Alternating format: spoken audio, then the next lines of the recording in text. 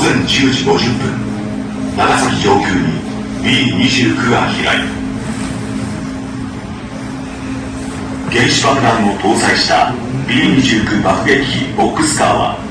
長崎市上空高度およそ9000メートルからプルトニウム型原子爆弾を投下。午前11時2分、松山町上空およそ500メートルの位置で爆発した。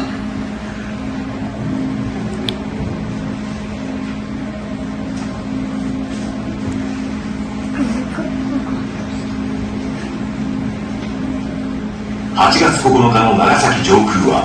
厚い雲に覆われ、視界が不良のため投下予定地点と離れた場所で原子爆弾は炸裂した。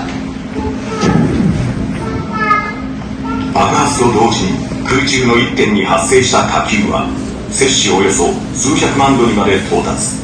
それはもう一つの太陽が出現したかのようであった。爆発によって出現した火球から放出される熱線の正体は、主に温度に応じた紫外線、可視光線、赤外線である。